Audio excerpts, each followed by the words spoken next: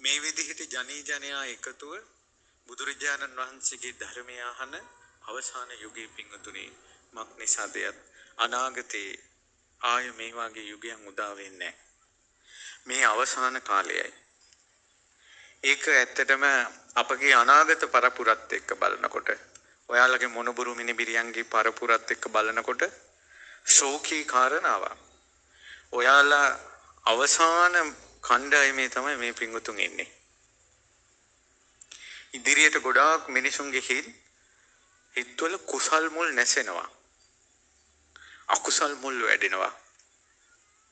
ගොඩාක් මිනිස්සු ධර්මය අහන්නේ ධර්මය අවබෝධ කරගන්නට හෝ ධර්මය ගැන පහදින්න තියෙන අභ්‍යන්තර හැකියාවන් නැසගෙන.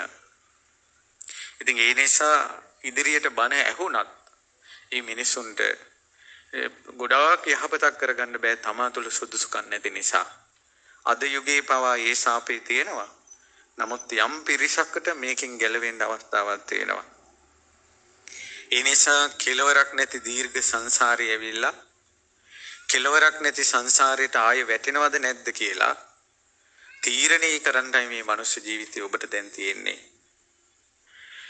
පහනක් නෙවෙන්න කලින් පහනේ දැල්ල වැඩි වෙනවා වගේ ගෞතම බුද්ධ ශාසනයේ අවසාන යුගයේ මේ විදිහට ස්තූප හැදෙන්නේ.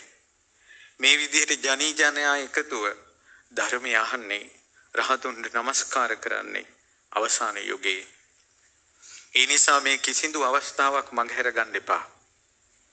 ආය මේ මහ පොළොව ගව් 7ක් කිලෝමීටර 18ක් විතර වැඩෙනකල් යන කාලයට සමාන කාලයකින් මෛත්‍රී තථාගත බුදුරජාන් වහන්සේ පහළ වෙන්නේ. පොළොව අඟලක් ඉස්සෙන්ද අවුරුදු 1000ක් යනවා නම් කිලෝමීටර 17මාරක් ඉස්සෙන්ද කොච්චර කාලයක් යයිද කියලා හිතන්න. ඒ තාක් කාලය තුල ස්තූප හදනවා කියලා එකක් නැහැ. ඒ තාක් කාලය තුල තථාගත ශ්‍රී සද්ධර්මය ශ්‍රවණය කරනවා කියලා එකක් නැහැ. මේ මනුස්ස ලෝකේ ඉපදිච්ච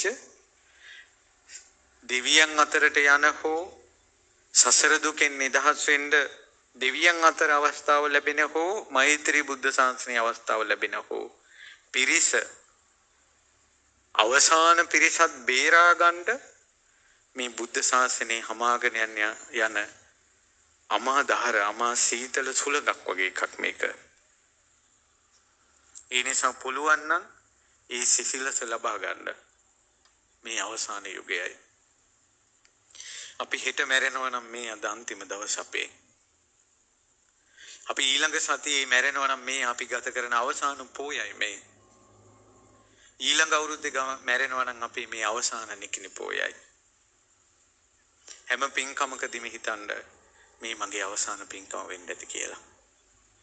මුළු හිතම අවනත කරන්න පිනට කුසලයට මේ ධර්මය අහන එකට